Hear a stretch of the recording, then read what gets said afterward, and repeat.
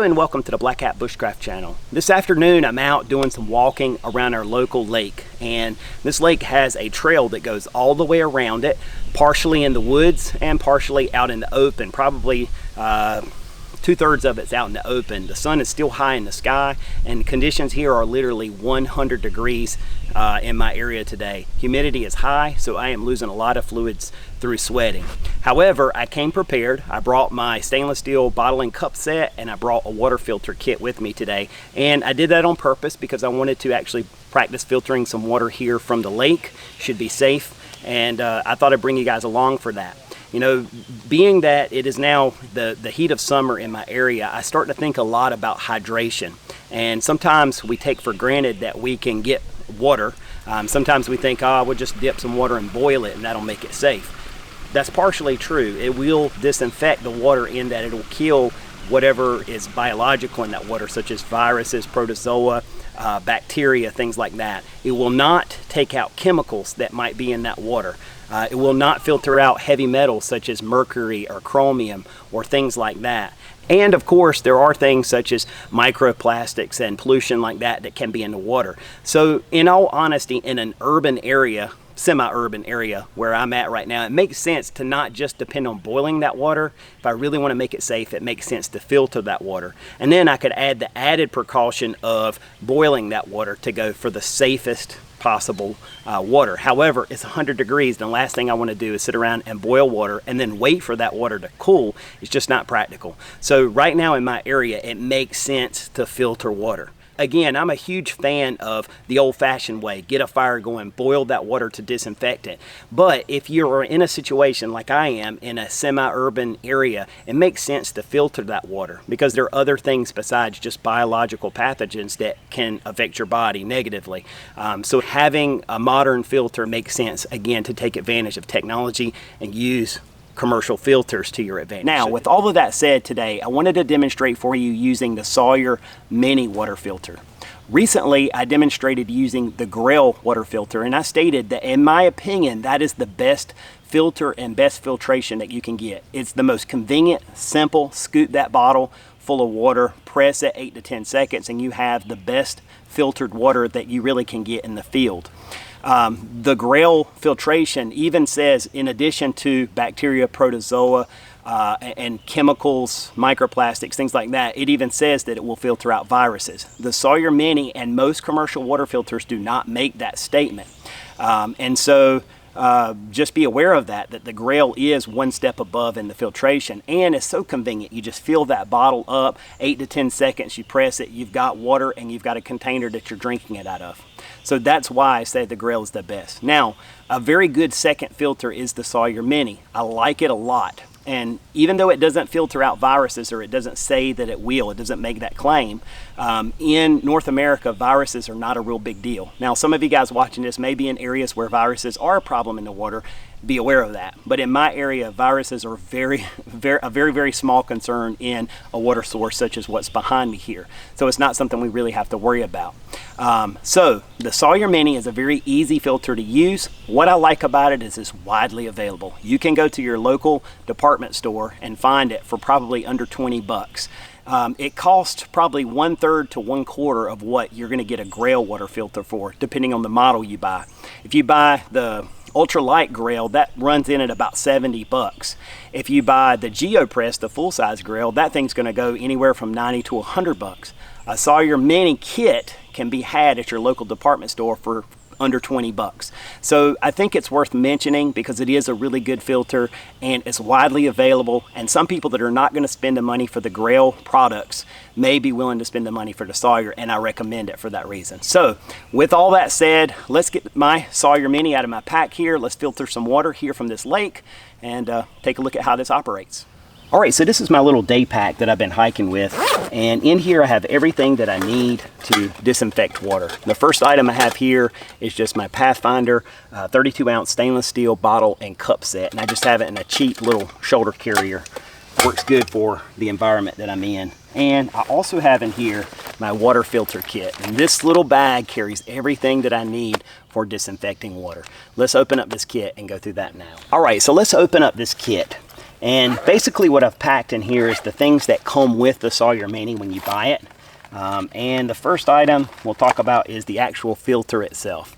You can see this is a pretty small little filter and it weighs very little. I mean, it's going to be unnoticeable in your kit. There's a lot of things about this filter that I really like. First of all, I mentioned that Sawyer, the company, makes the claim that this filter is good for 100,000 gallons of water. Now, I haven't used it enough to filter 100,000 gallons of water, so I can't tell you whether that's accurate or not. I would say that would be filtering the very best of water in the best of conditions, and it would be using the backflow system to keep this thing cleaned out regularly, which is a good practice anyway. But I'm skeptical of any filter being good for 100,000 gallons. That's just me. Maybe it's accurate, but nonetheless, I digress with that. With this filter, you have a lot of options of how to use it.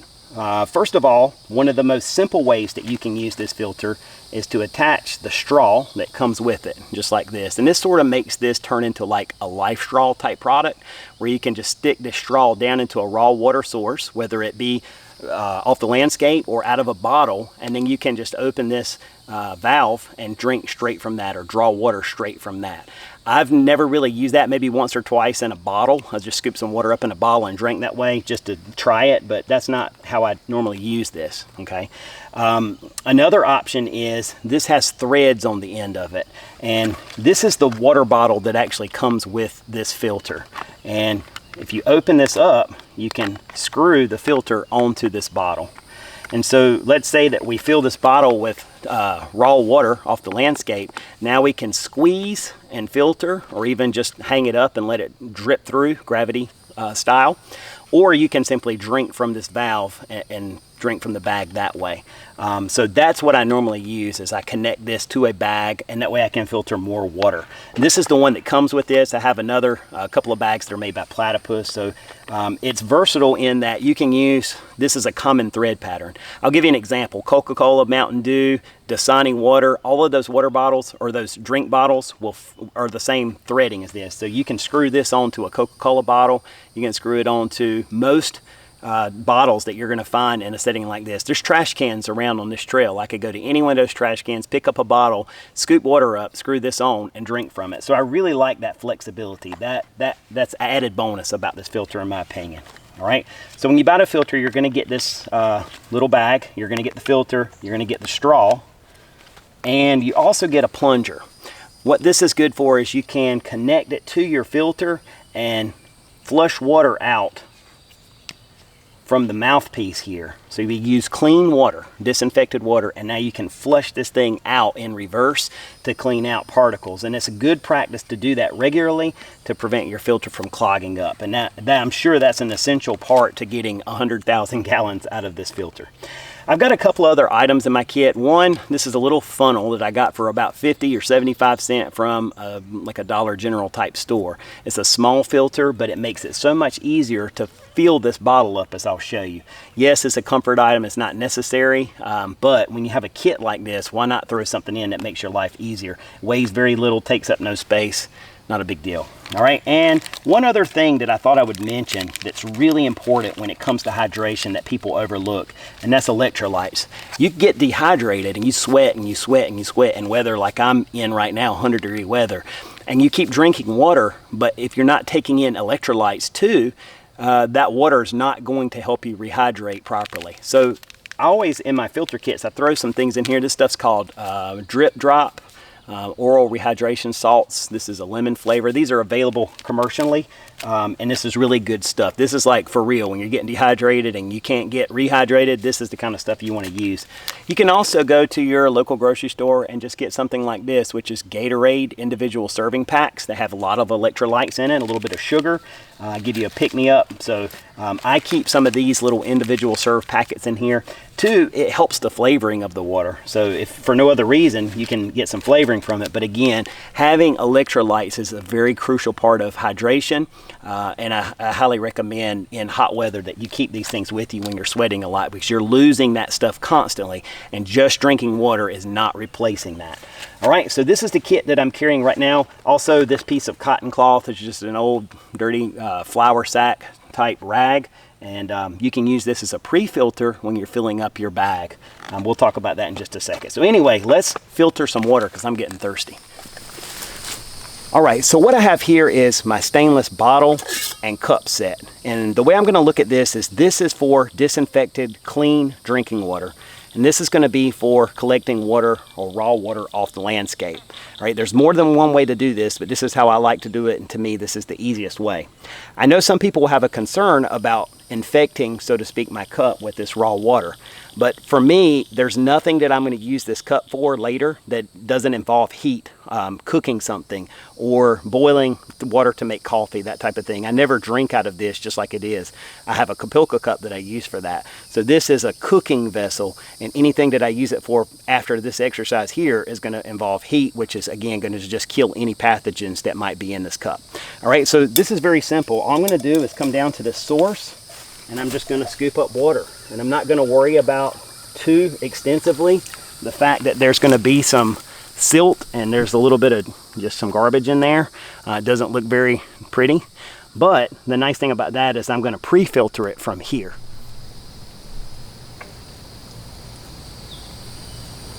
All right, so now I have some raw water from the lake here, which you saw in this cup. My bottle is still dry inside. It's clean. Ready for safe drinking water. This may seem like an extra step, but this is just how I like to do this in the case that I'm going to use something like this Sawyer bag or platypus or whatever you have. So what I'm going to do here is open this up, and I have a filter which I showed you, and that filter makes filling this bag up so much easier like this. So I'm just going to put the filter in the mouth of that, and then I'm going to use a piece of cotton cloth. In this case, I have this rag, this kind of like my sweat rag. I guess that sounds kind of gross, but what you want to do is pre-filter the water, if possible, going into your container. The reason this is important because we want to preserve that filter. Just like anything else, it's a resource. And if we go filtering coarse particulates through it that are unnecessary, that's only going to negatively affect the filter. And that's going to definitely affect that 100,000 gallon claim that Sawyer makes. So by using this simple piece of cotton cloth and filtering out those coarse particulates from that water, that helps preserve my filter. So all I'm going to do is just lay that cotton right over this little funnel here, and now use my cup to slowly pour water in. I need to let that get wet first. And this makes filling up this bag so much easier.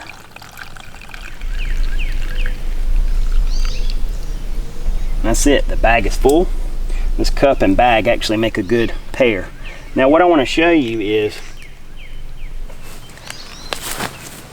look at all the stuff that would have been in my filter that cotton filtered out.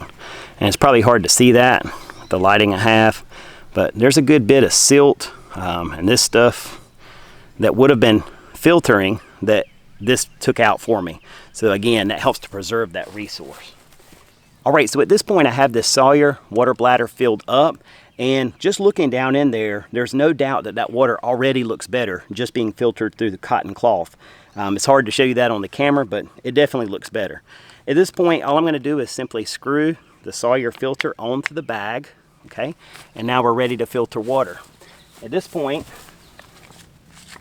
I'll open up my stainless water bottle, open the nozzle here on this, and simply squeeze the water through into my bottle.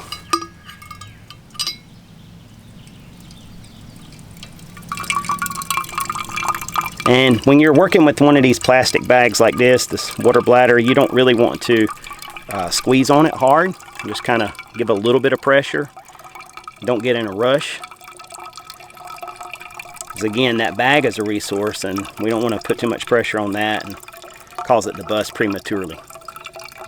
Again, you can get by without the bag, but I like using the bag, and this is my favorite way of using the Sawyer Mini.